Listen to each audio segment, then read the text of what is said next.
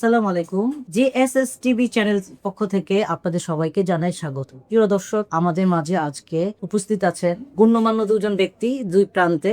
আমি ওনাদের পরিচয়টা দিচ্ছি। তার আগে বলছি, জিএসএস টিভি পক্ষ থেকে আমি উপস্থাপিকা সুমি প্রেয়সী। প্রথমে যাই আমাদের প্রিয় নায়ক চলচ্চিত্রের এবং পরিচালক, সমাজসেবক, আরো অনেক কিছুর সাথে জড়িত আছে, আপনারা সবাই জানেন।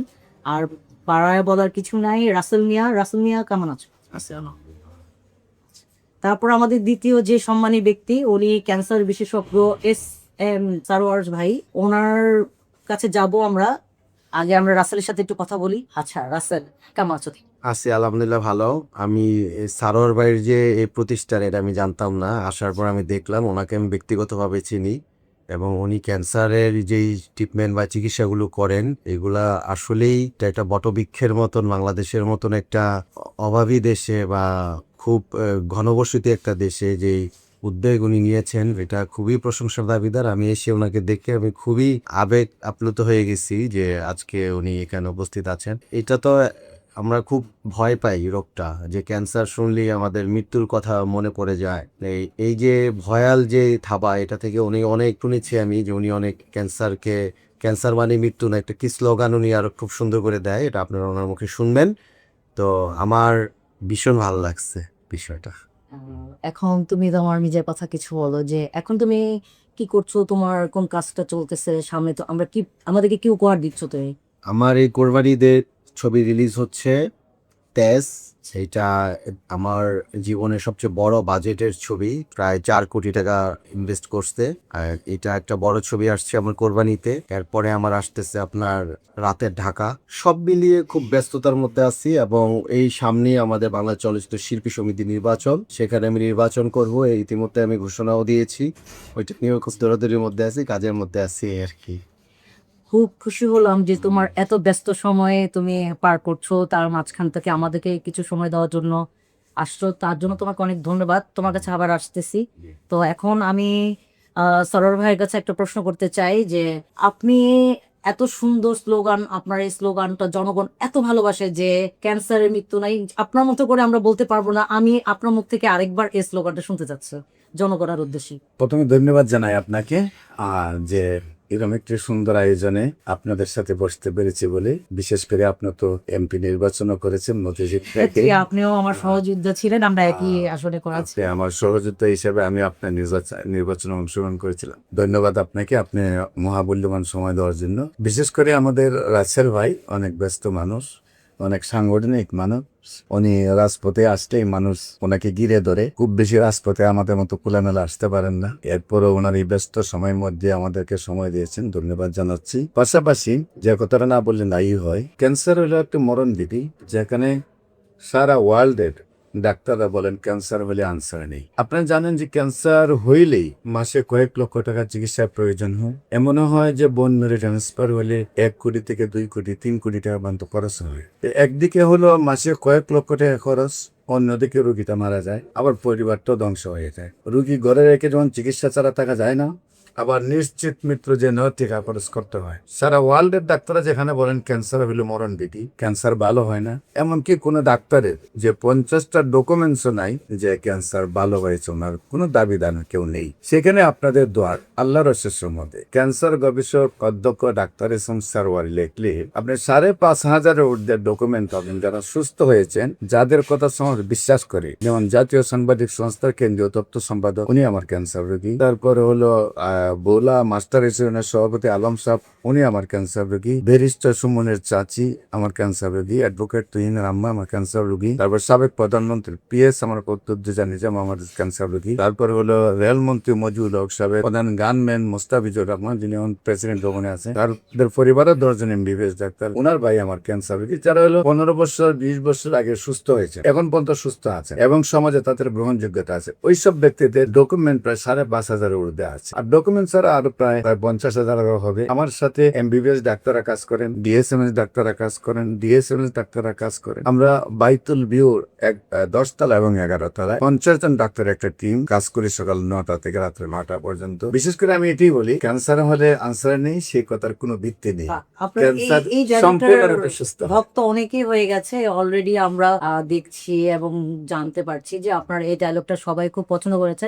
তো আমরা আরেকবার একটু রাসেল মিয়ার কাছে আসি। আচ্ছা রাসেল, তুমি বলো যে ওনার এই যে ক্যান্সারের যে উনি মানুষের সেবা দিচ্ছে, তো এই সেবাটা তো আমাদের অনেকে চলচ্চিত্রে যারা অনেকে কিন্তু এই রোগে অনেকের মৃত্যু হয়েছে, হয়তো ঠিকভাবে সে চিকিৎসা করতে পারে নাই বা জানা ছিল না, ওই সময় হয়তো ওনার মতন একজন আমরা পাইনি। তো এখন এই ক্ষেত্রে তুমি কি বলবা যে আমাদের দেশবাসীর উদ্দেশ্যে বা কিছু একটা মানে বলা কি উচিত এটা নিয়ে, যে আমাদের ওনার পাশে এভাবে আমরা তো দেখছি যে অনেক রুগী ওনার অনেক রুগী ভালো হচ্ছে, এখন আর ক্যান্সার মৃত্যুটাকে অনেকে ভয় পাচ্ছে না। তো তুমি কিছু আসলে আমাদের বাংলাদেশের যে খাবার দাবার, প্রত্যেকটা খাবারের মধ্যে আপনার ব্যাড রাসায়নিক এবং ফরমালিন, এমন কোন একটা খাবার পাবেন না যে খাবারটার মধ্যে আমরা আপনার নেগেটিভ কীটনাশক আমরা ব্যবহার করি না। তো ক্যান্সারের দিকে যেভাবে বাংলাদেশের মানুষ ঝুঁকছে, সেই জায়গায় দেখেন একটা মানুষের যখন, আমারই যদি আপনি বলেন, আপনি ডাক্তার আমাকে যদি বলেন যে আপনার ক্যান্সার, দেখবেন যে কয়েক মিনিটের মধ্যে আমার দুনিয়ার প্রতি আমার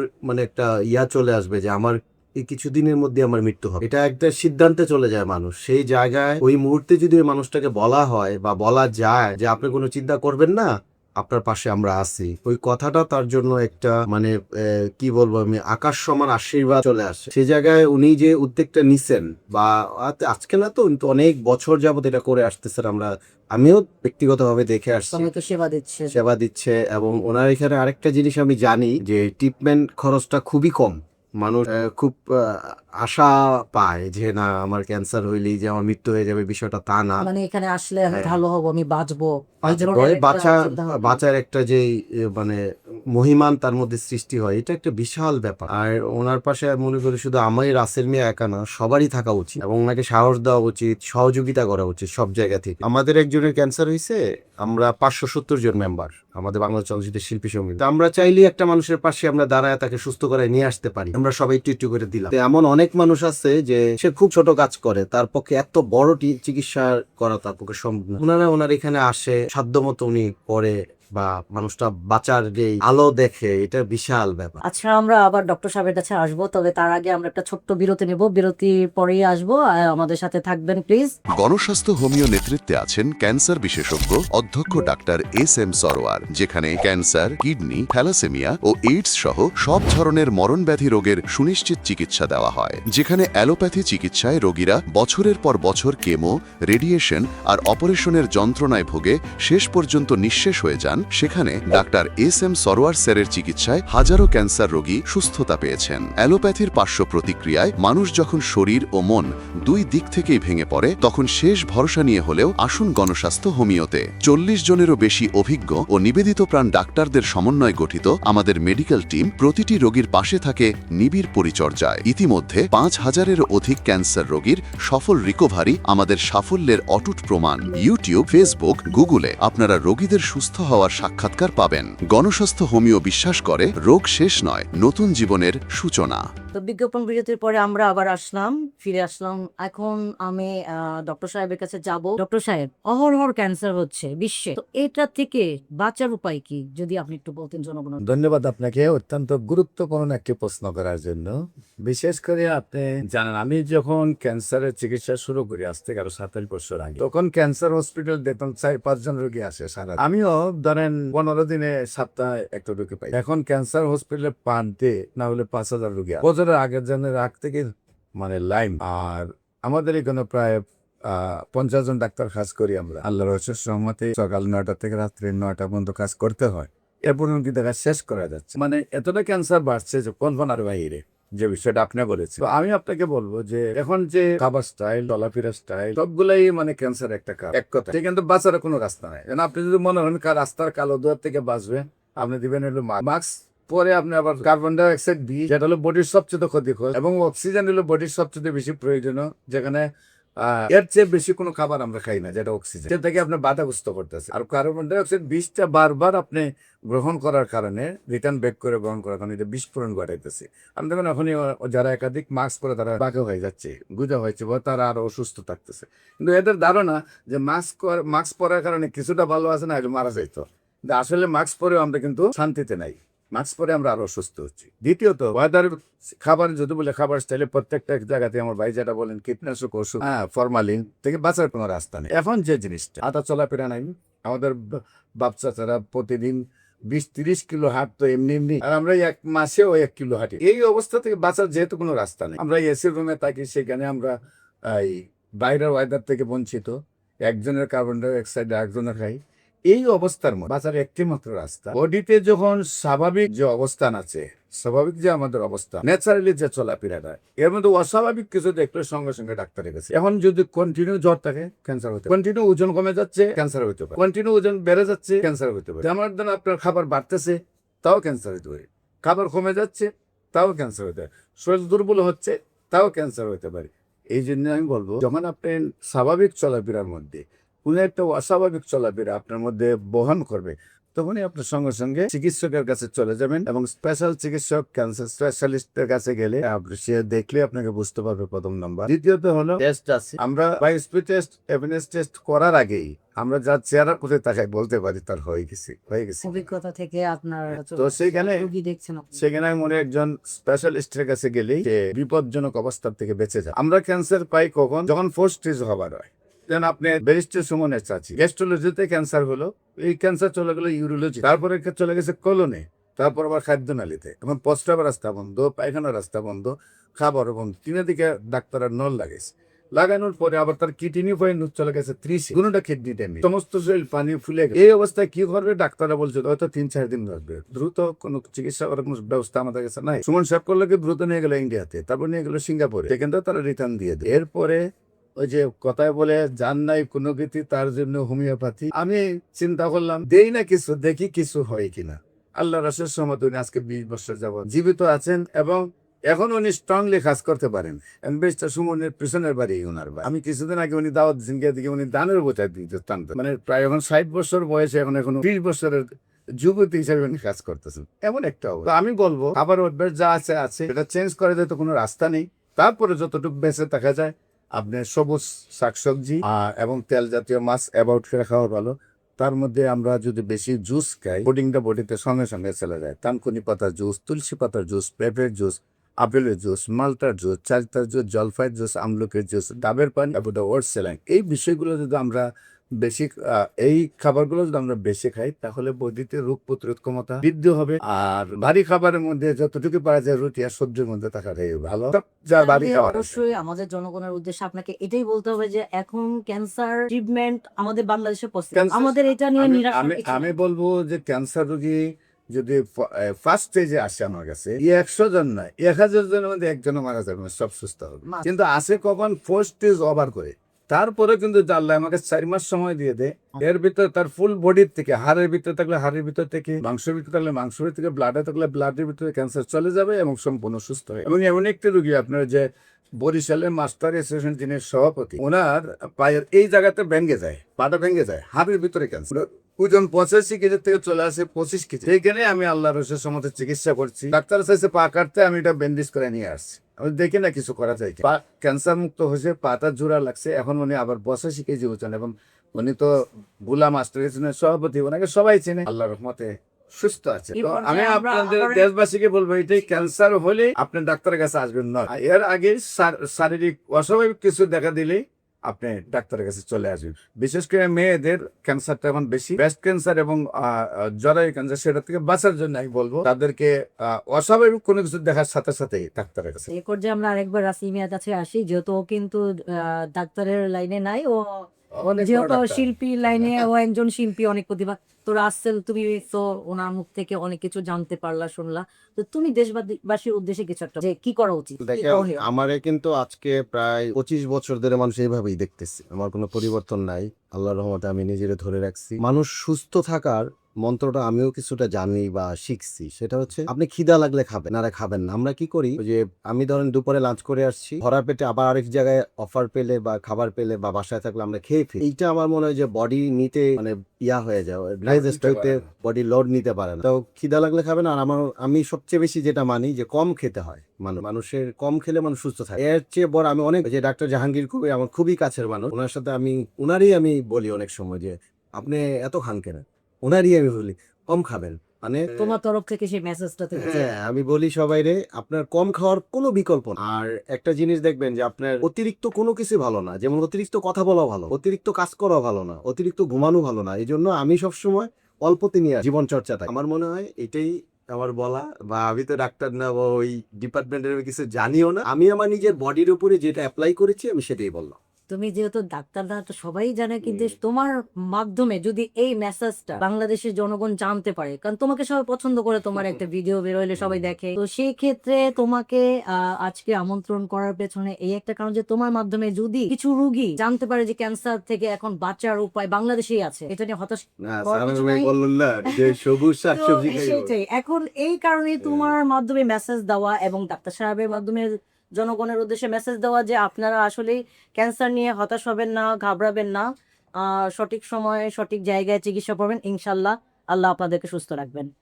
সরোয়ার ভাই, আপনি লাস্ট পর্যায়ে জনগণের উদ্দেশ্যে কিছু একটা বলে। না, জনগণের উদ্দেশ্যে এই কথা নিয়ে আমারও মন্তব্য যে রাসেল ভাই যেটা বলছেন আসলে ডাক্তারের সাজেশন থেকে কোনো অংশে কম নয়। সেই সাজেশনটা আপনার গ্রহণ করবেন। আমরা আসলে অহরহ খাওয়া দাওয়া করি, সেই জন্য বাংলাদেশের মানুষ পেটে বেশি।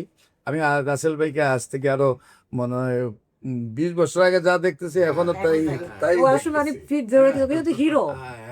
ও এখন তো রাসেলের আমরা একটা দোয়া নিয়ে করি। আসছে, মান্নার মতো কিন্তু অ্যাকশন হিরো, না আমি একটা জিনিস রোমান্টিক হিরো দেখেন, না।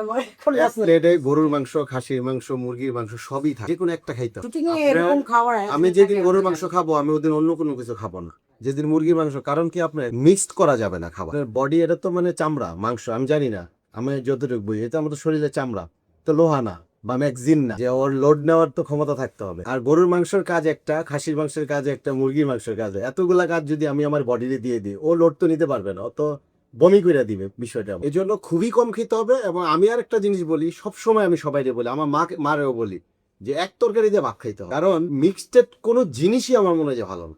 আমি যেদিন খাবো ওদিন আমি এক তরকারি দেবো, অনেক তরকারি থাকলেও আমি নেই না। তাহলে তোমাকে একটা প্রশ্ন করা আছে, শুটিং এ যখন যাও সেখানে তো আমাদের অনেক খাবারের আয়োজন থাকে, মাছ থাকে, মাংস থাকে, ভাজি থাকে, ভ্যারাইটিস ধরনের ডিম থাকে, তো তুমি সেই ক্ষেত্রে ওইখানে কি করো? আমি তাকাই, প্রথমে খাবারগুলোর দিকে তাকানোর পর আমি সবচেয়ে বেশি যেটা আমার ভালো লাগবে ওই একটা তরকারি নিই। আমার জীবনে আমি কোনোদিন 2 তরকারি দিয়ে আমি ভাত খাই। যেহেতু তোমার শুটিং এ আমি যাইনি, কখনো দেখি নাই, দোকানদার থেকে জানলাম, খুবই ভালো লাগলো। কিন্তু আমাদের তো বাংলাদেশে যারা চলচ্চিত্রে আছে বা নাটক আছে, তারা কি করে, শুটিং স্পটে যাওয়ার পরে যখন আমরা ফ্রি খাবারগুলো পাই, তখন কিন্তু আমরা অনেক হয়ে যাই, এটা খাবো না, এটা খাবো, ওইটা খাবো না, ওইটা খাবো, আমি সবই খাবো। কিন্তু আমরা কিন্তু তখন অন্যেরটা ভেবে কিন্তু আমরা এইটাই করি। তবে খুবই ভালো লাগলো যে না, শুটিং এ না, তোমার বাসায়, ডিসিপ্লিন, বাসায় যা যে তুমি কোনো জায়গায় আপনি এক তরকারি দেন। যেমন আমি রুটি খাইলেও একটা সবজি নেই, বা আবার অন্য কোনো কিছু আমি খাবো না। তুমি তো পরিচালক, টাকা বাঁচানোর জন্য এটা করো না না, আমি তোমার নিজে ভালো এখানে থাকার শুটিং গেলে জন্য। আবার সবাইকে মানে এক তরকারিটা খাওয়ায় টাকা বাঁচানোর জন্য সেটা করো না তো।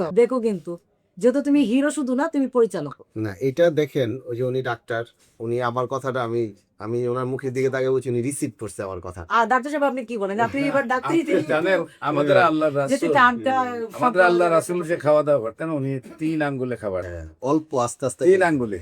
এবং খাবার যখন উনি খাওয়াতে বসতেন, উনি একদম ফ্ল্যাট বিছনায় এক পা ওই পেটের এক সাইডে চাপ দিয়ে আবার এক হাত দিয়ে ধরে, মানে পেটের একটা অংশ অলরেডি 3 ভাগের 1 ভাগ এমনি খালি হয়ে যায়। যখন পায়ের চাপ থাকতো তখন 13 লুকমা বা এর বেশি খাইতেন না, 13 লুকমা মানে 13 বার খাইতেন। তো আমরা যে জিনিসটা চিন্তা করি যে আল্লাহ রাসূল আমাদের কিছু ডিরেকশন দিচ্ছেন, যেমন রমজান সারাদিন আমরা উপবাস থাকি, এবং দেখা যায় যে বহু রোগ থেকে আমরা এই সময় আমরা মুক্তি পাই। তো আমরা যত কম খাইতে পারি এটাই সবচেয়ে ভালো।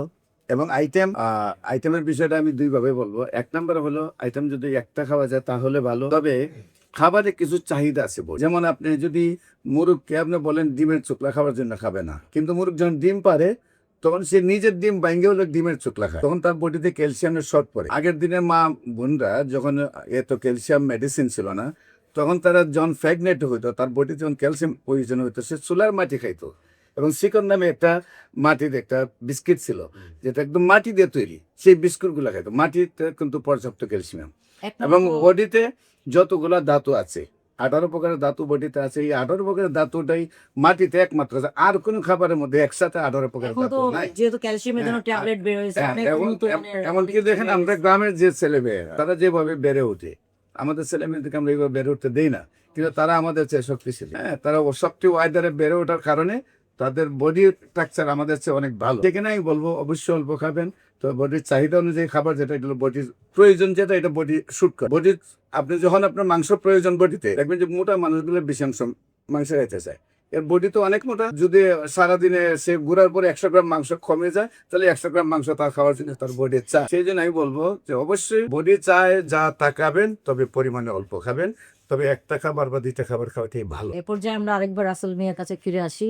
আচ্ছা রাসেল, তোমার যে ছবিটা, তুমি একটু ছবি নিয়ে যদি আমাদেরকে একটু বুঝিয়ে বলতো জনগণের উদ্দেশ্যে, যেহেতু অনেক একটা প্রোগ্রামে ডাক্তার মানুষ কিন্তু অনেক কিছু নিচ্ছে ডাক্তারের বিষয়, সিনেমার বিষয়টা এখানে আনলে মানুষের ভালো লাগবে না। না না, আমরা যেহেতু ঈদটা কাছে চলে আসছে, তোমার সিনেমাতে যদি অল্প একটু বলতে হয় কিন্তু। ছবিটা এটা একটা গণমানুষের ছবি। এটা একটা আমরা যে আগে যে সিনেমাগুলো দেখতাম পারিবারিক সেন্টিমেন্টের ছবি এবং ফুল অ্যাকশন ছবি। আমি তামিলনাড়ুতে গিয়ে অ্যাকশনের ছবি ফাইট করে আসছি, ইন্ডিয়াতে যেটা, এরপরে মানে বিগ অ্যারেঞ্জমেন্টের ছবি। আপনার আমার মনে হয় এই ছবিটা থেকে মানুষের বার্তা পৌঁছে যাবে, এবং আমার সাথে বলিউডের অনেক শীর্ষ তারকারা অভিনয় করছে এই ছবিতে। আমার মনে হয় যে মানুষ আবার বাংলা ছবির স্বাদ ফিরে পাবে ইনশাআল্লাহ। তো তুমি ডাক্তার সাহেবের উদ্দেশ্যে কি বলতে? আমি ডাক্তার সাহেবকে বলবো যে আপনি এটা চলমান চালিয়ে যান, এবং আপনার কাছে যে কোনো মানুষ আসে, সে যদি সত্যিকার অর্থে মানে চিকিৎসা করার তার যদি ক্ষমতা না থাকে, আপনি প্রথমে করবেন, আর আপনি না পারলে আমাদেরকে জানাবেন। আমাদের একটা শিল্পী সমিতি আছে, ওইখানে আমাদের অনেক ফান্ড আছে, আমরা দিয়ে ওই অসহায় মানুষটার চিকিৎসার ব্যবস্থা করি। ধন্যবাদ ফুরাকে অনেক। তো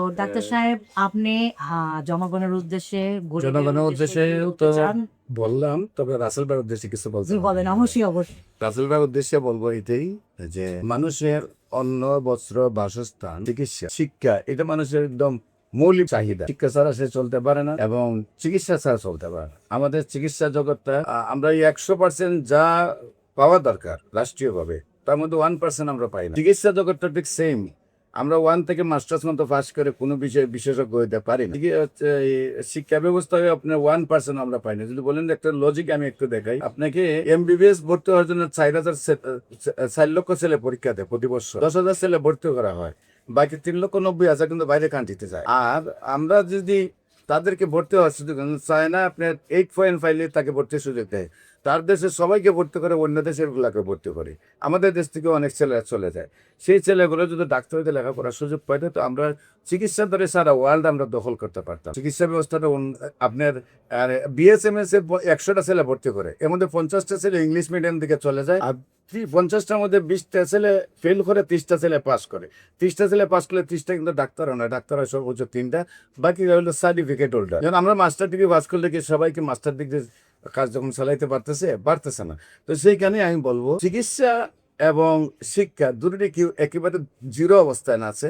সেখানে আমার রাসেল ভাই যেহেতু আন্দোলনমুখী মানুষ, রাজপথের মানুষ, প্রতিবাদী মানুষ, উনি যখনই সুযোগ পায়, আমি ওনাকে রিকোয়েস্ট করবো যে শিক্ষা এবং চিকিৎসার প্রতি ওনার অবদান লেখাটা।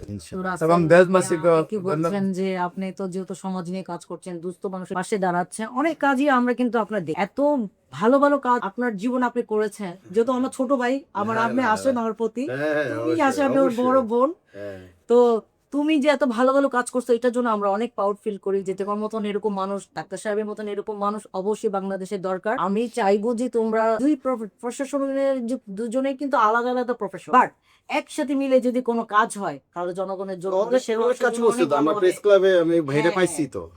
আর উনি কিন্তু রাজনীতি ক্ষেত্রে যদি বলি, উনি যেহেতু আমার সহযোদ্ধা ছিল, উনি কিন্তু ভালো একজন নেতা, খুবই ভালো মনের মানুষ, খুবই জলি মাইন্ডের মানুষ, উনি হাসি খুশি মানুষ, নিজেকে কখনো কিন্তু অহংকার নিয়ে চলে না যে আমি একজন ডক্টর, আমি একজন প্রতিষ্ঠানের মানে কর্ণধার, উনি কিন্তু এটা নিয়ে চলে না। উনি স্বাভাবিক লাইফ যাপন করে সবার সাথে মিশে, যেমন তুমি সেম রাসেল কি মানে FDC তে এমন কোনো মানুষ নেই যে ওকে চা খাওয়াতে পারে না বা ওর কাছ থেকে কেউ চা খায় না। এটা আমার জানা মতে শুধু না, বিশ্ব জানে যে রাসেল খুবই সাধারণ জীবনযাপন করে, ও নিজেকে খুব সাধারণভাবে উপস্থাপন করে সবার সামনে, সবার সাথে খুব মিশে, খুবই হাসি খুশি মানুষ।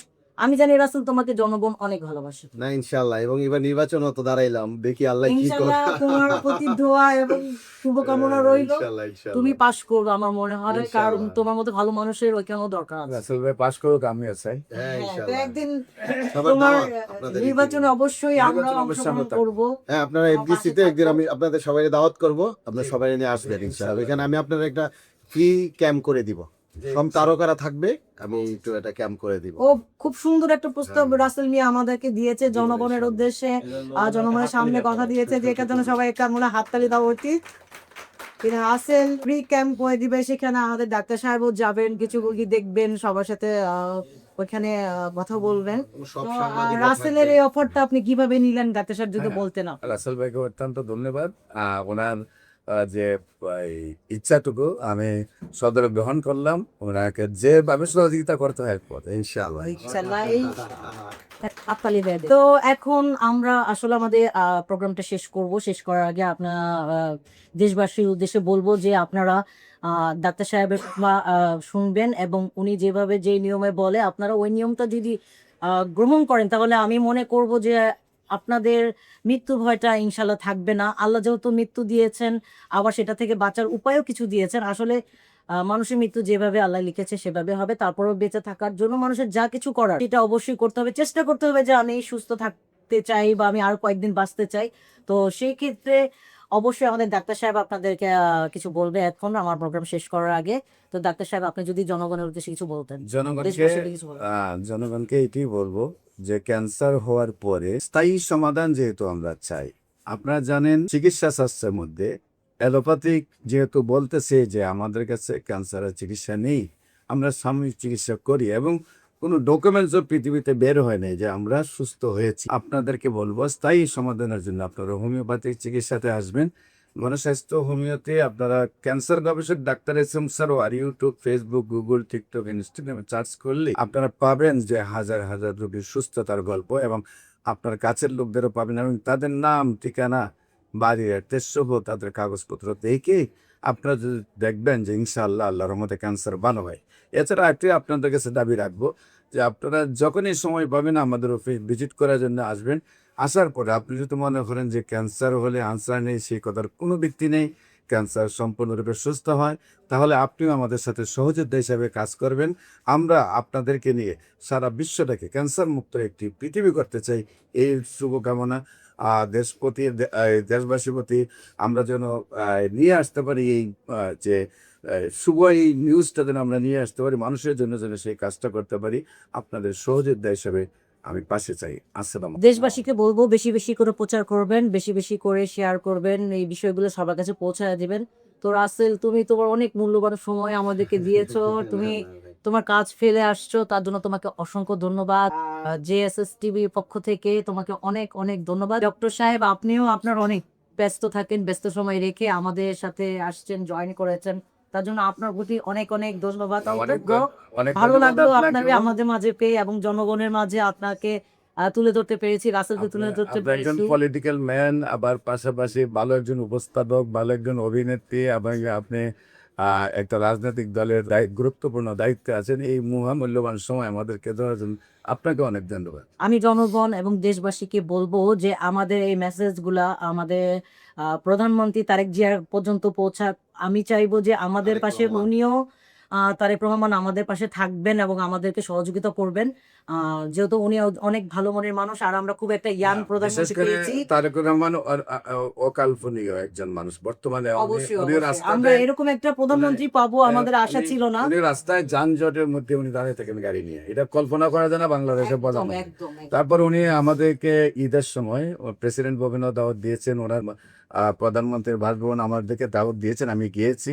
ওনার যে নম্রতা, ভদ্রতা এবং আচার আচরণ, এটা আমার মনে হয় পৃথিবীতে এখন কোনো একজন আমার কিন্তু প্রধানমন্ত্রী বিশেষ নাই। একটা ইচ্ছা আছে যে আমি কোনো না কোনো একটা সময় আমি তারেক রহমানের সাথে দেখা করব, সাক্ষাৎ করব। যেহেতু যদিও আমি ছোটখাটো একজন রাজনীতিবিদ, যেহেতু আমি 18 সালে সাক্ষাৎ দিয়েছেন, সব রাজনীতিবিদদের সাথে স্বতন্ত্র সাক্ষাৎ থেকে দিয়েছেন। নির্বাচন করেছি, তারপরও আমাদের মতো ছোটখাটো নেত্রীদের বা নেতাদের ওরা সাক্ষাৎ চাইলেই কাছে পাবেন। সাক্ষাৎ করার মনে হয় এতটা সম্ভব না। তারপরও আশাবাদী কোনো না কোনো এক সময় আমাকে অবশ্যই উনি ডাকবেন ওর সাথে সাক্ষাৎ করার জন্য, ওই আশায় থাকলাম। আমার প্রোগ্রাম আজকের মতো এখানে শেষ করলাম। সবাই ভালো থাকবেন, সুস্থ থাকবেন। আমাদের প্রোগ্রাম শেষ করার আগে একটা কথা, যে একজন আমাদেরকে নিয়ে একটা কবিতা লিখেছেন খুব সুন্দর, আমরা কবিতাটা একটু শুনি। জি ভাইয়া আসেন। আজি শুভ দিন জাগ্রত দ্বারে, তব অবগুণ্ঠিত কুণ্ঠিত জীবনে করোনা বিড়ম্বিততা। আজি খুলিও হৃদয় দ্বার খুলিও, আজি ভুলিও আপন পর ভুলি। প্রদ্য অধ্যকার আজকের এই অনুষ্ঠানের সম্মানিত মেহমান, স্বনামধন্য চিত্রনায়ক রাসেল ভাই এবং স্বনামধন্য বিশিষ্ট ক্যান্সার গবেষক অধ্যক্ষ ডাক্তার এস এম সরোয়ার সাহেব সহ উপস্থাপিকা সুমি প্রেয়সী এবং অন্যান্য গণ্যমান্য ব্যক্তিদেরকে জানাই এই আমাদের স্টুডিওতে, গণস্বাস্থ্য হোমিও টিভির স্টুডিওতে স্বাগতম। আপনারা আমাকে যে কবিতা বলার সুযোগ দিয়েছেন সেজন্য আপনাদের প্রতি কৃতজ্ঞ। আমার কবিতাটি ইনস্ট্যান্ট লিখেছি তাদের সম্মানে, কবিতাটি মনোযোগ সহকারে শুনবেন। কবিতার শিরোনাম মানবতার সেবায় আলোর দিশারি। আমার নাম সৈয়দ ইসমাইল হোসেন জনি। ক্যান্সার মানেই নয়কো মৃত্যু, নয়কো তো আর ভয়। নিপুণ হাতে সরোয়ার সাহেব ব্যাধি করেন ক্ষয়। আধুনিক সব জ্ঞান বিজ্ঞানে বিশ্ব করেন জয়। এবার মহিমা আকাশ ছোঁয়া, চির অমেলান রয়। জটিল কঠিন রোগে আক্রান্ত হলে গণস্বাস্থ্য হোমিওতে আসুন, আসতে হবে না নয়ন জলে। হোমিওপ্যাথিতে আস্থা রাখুন। 5,500 রোগী সুস্থ জীবন পেল যে তার দ্বারে। মুক্তির বার্তা পৌঁছায় তিনি প্রতিটি ঘরে ঘরে। সৈয়দ ইসমাইল হোসেন জনি দেখলো বারে বারে, আর্তের তেরাতা হয়ে উঠেছেন গুণের অলংকার। নায়ক রাসেল মেহমান হয়ে গণস্বাস্থ্য হোমিও টিভিতে এসে সরোয়ার সাহেবের গুণের বিষয় জড়ালেন তিনি মায়ার আবেগ। প্রিয় তারকা নায়ক রাসেলের ছোঁয়ায় আসলো সবার মুখ। মনের সেবায় মানব সেবায় বিদায় নেবে সকল কালো দু। বাইতুল ভিউ টাওয়ারে আজ সেবার আয়োজন, মসজিদ গেটের উত্তর পাশে ব্যাকুল সবার মন। লিফটের 11 পল্টনেতে সফল আয়োজন, এসআই জনি বলছে ভেবে ধন্য এ জীবন। গণস্বাস্থ্য হোমিওতে সবাই মিলেমিশে আসি, একই ছাতার তলে আমরা স্বপ্ন নিয়ে বা। গণস্বাস্থ্য হোমিওকে সর্বজনে ভালোবাসি, সেবার আলোয় বিলিয়ে দেব প্রাণের সকল হাসি। সুমি প্রেয়সী দারুণ ভাবে করেন উপস্থাপনা, সফলতা আসুক সবার, হুসুক সব যাতনা। গণস্বাস্থ্য হোমিওতে সকল এই সাধনা, মানবতার সেবায় তিনি অনন্য এক আরাধনা। অতি উত্তম অমায়িক ব্যবহার, নির্দ্বিধায় আমি বলতে পারি অধ্যক্ষ ডাক্তার এস এম সরোয়ার, মানবতার সেবায় আলোর দিশারি। সর্বশেষে আমার পরিচয় দিলাম ছোট্ট করে, ভুল ত্রুটি ক্ষমা করে শুনুন ধৈর্য ধরে। গ্রামের নাম পশ্চিম বিন্নাপাড়া, পোস্ট দেউলকাঠি, বরিশাল বিভাগের অন্তর্গত, জেলা ঝাড়কাঠি। মা বাবা কেউ বেঁচে নাই, নিয়ে গেছেন কাদের গনি। 5 বোনের এক ভাই সৈয়দ ইসমাইল হোসেন জনি। বর্তমান নিবাস রায়ের বাগ, থাকি সেইখানেতে, ঢাকা জেলার অন্তর্গত কদমতলী থানাতে। ডাক্তার সরোয়ার সাহেবের পাশে আসি, তাকে অনেক বেশি ভালোবাসি এবং তার কাছে বেশি বেশি আমরা সবাই আসি। এবং যত পৃথিবীব্যাপী ক্যান্সার রোগী আছেন সবাই মিলে তার সন্ধানে আপনারা থাকবেন সবার তার পাশে, এই প্রত্যাশায় সর্বশেষে বিস্তারিত বর্ণনা দিলাম। আর কিছু নাই, বা সময় পেলে মনের সুখে সরা কবিতা লিখি। আপনাদের সকলের শুভকামনায় নিশ্চয় আমি বিদায়। এই গণস্বাস্থ্য টিভিটি যেন বেঁচে থাকে সর্বজনের সহযোগিতায়। সবাইকে অসংখ্য ধন্যবাদ। আসসালামু আলাইকুম ওয়া রাহমাতুল্লাহ। Thank you.